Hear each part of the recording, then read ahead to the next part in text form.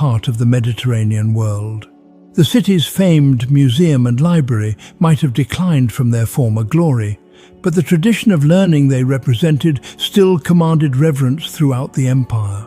At the center of this world stood Hypatia, daughter of Theon of Alexandria, himself a distinguished mathematician and the last recorded member of the Alexandrian Museum. She had inherited more than her father's position.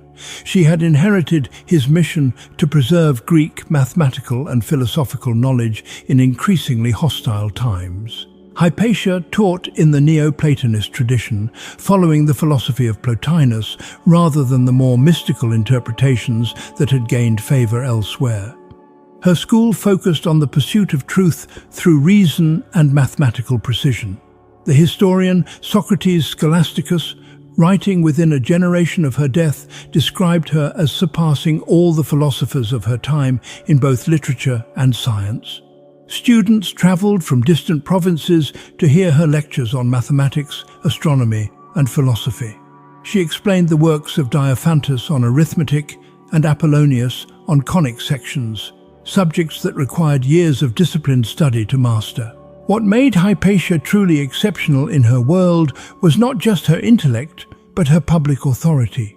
She moved freely through Alexandria's streets, appearing before magistrates and civic officials without the constraints that typically limited women's roles.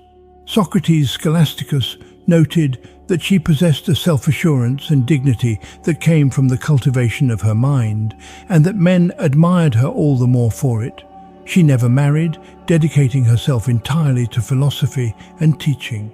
Her students included both pagans and Christians, among them Synesius of Cyrene, who would become bishop of Ptolemais while maintaining his deep respect for his former teacher. By the early 5th century, Hypatia had become more than a teacher. She served as an advisor to Alexandria's political elite, including the Roman prefect Orestes, who governed Egypt on behalf of the emperor in Constantinople. Her home became a gathering place for the city's educated class, where philosophical discussions mixed with political counsel.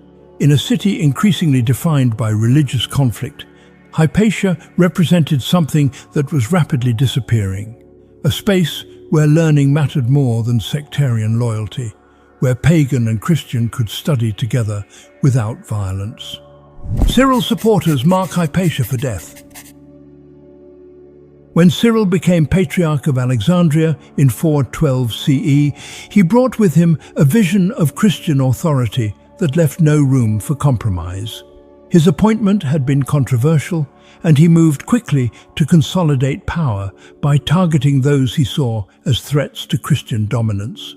Unlike his predecessor Theophilus, who had maintained a working relationship with Alexandria's educated pagans, Cyril viewed the city's religious diversity as an obstacle to be eliminated rather than managed.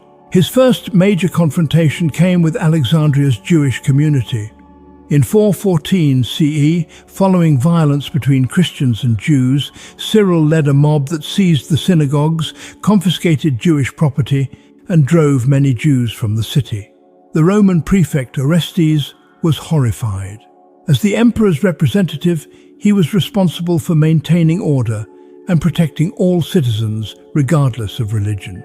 He sent an angry report to Constantinople condemning Cyril's actions and demanding imperial intervention. The conflict between patriarch and prefect escalated rapidly. Cyril summoned 500 monks from the monasteries of Nitria, the desert region where he himself had trained. These monks descended on Alexandria and confronted Orestes in the streets, surrounding him as he rode through the city and publicly accusing him of paganism. When Orestes insisted he had been baptized by the bishop of Constantinople, one of the monks threw a stone that struck his forehead, causing him injury. His guards abandoned him in fear, but a crowd of Alexandrians rushed to protect him and captured the attacker, a monk named Ammonius. Orestes ordered Ammonius subjected to fatal punishment as penalty for assaulting the emperor's representative.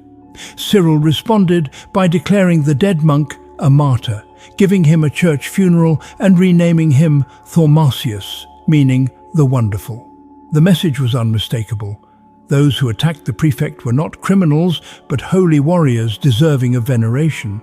Even many Christians in Alexandria found this grotesque, recognizing that Ammonius had been killed for attempting murder, not for his faith. But Cyril's supporters understood what their patriarch was telling them. In this poisoned atmosphere, Hypatia became the focal point of Cyril's faction's rage. She was Orestes' most visible advisor, a pagan philosopher whose influence over the prefect seemed to them the only explanation for his refusal to submit to ecclesiastical authority. Rumors began spreading through the Christian community that Hypatia had bewitched Orestes through sorcery, that she practiced magic and used her unnatural learning to keep the prefect alienated from the church. To Cyril's supporters, the power this woman wielded made no sense unless it came from demonic forces. The truth was simpler and more threatening to Cyril's ambitions. Hypatia represented the old Alexandrian tradition that placed intellectual achievement above religious identity, that valued wisdom wherever it could be found. Her very existence contradicted everything Cyril was trying to build. A pagan woman advising the prefect, teaching Christian students, commanding the respect of the city's elite. This could not be tolerated if Christian authority was to be absolute. The Parabalani execute Hypatia in public. The men who killed Hypatia called themselves Parabalani, a name derived from the Greek word for those who risk their lives. Originally organized to care for the sick and dying, these lay attendants to the Patriarch had been transformed under Cyril into something far darker. Drawn from Alexandria's lower classes, they functioned as the Patriarch's private militia, numbering perhaps 800 men who could be mobilized at any moment to advance the church's interests through intimidation and violence. The Parabalani had already proven their usefulness to Cyril's cause. They had participated in the expulsion of the Jews, destroyed pagan temples, and created an atmosphere of terror that kept potential opposition silent. Their official role as caregivers gave them access throughout the city and a veneer of charitable purpose that masked their true function as enforcers of religious conformity. When Cyril needed force applied, the Parabalani provided it.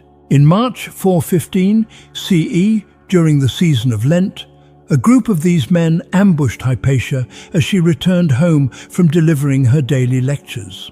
Their leader was Peter, a lector who read scripture in church services, a minor cleric, but one with enough authority to organize and command a mob.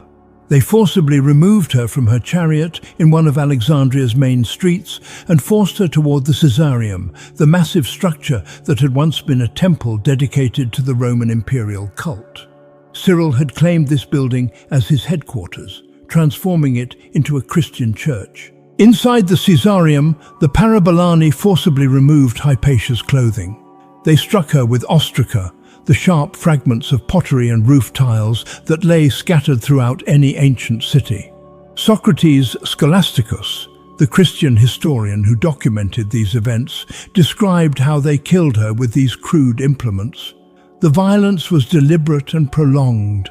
They fatally wounded her body, ending the life of one of the greatest minds of her generation.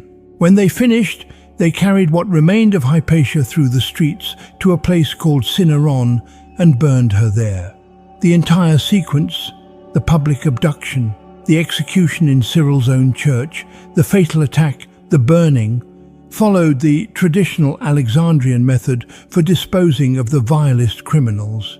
It was a ritualized act of civic purification, a statement that Hypatia was not just an enemy, but a pollutant that had to be eradicated from the city. No one was arrested.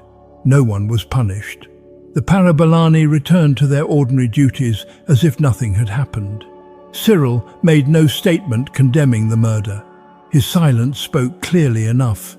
The killing had occurred under his authority, in his church, by his men, and he approved. The following year, Emperor Theodosius II and his co-emperor Honorius issued an edict attempting to restrict the Parabalani.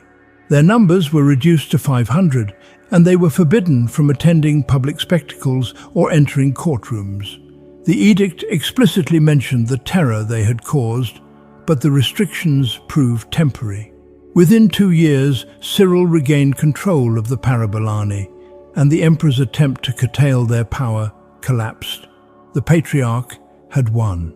Hypatia's murder sent tremors through what remained of the classical intellectual world. For centuries, philosophers had been considered untouchable even during the violent upheavals that periodically shook Roman cities. The principle that learning commanded respect, regardless of religious affiliation, had been one of the few constants in an empire increasingly divided by doctrinal disputes.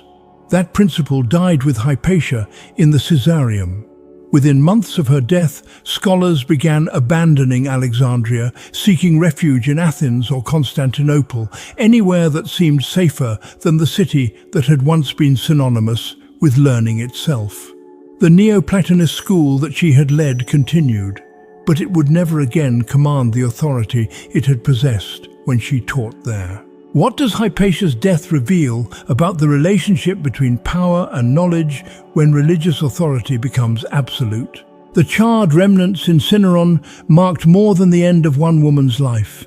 They marked the closing of an era when it was still possible to believe that wisdom could transcend the boundaries of faith.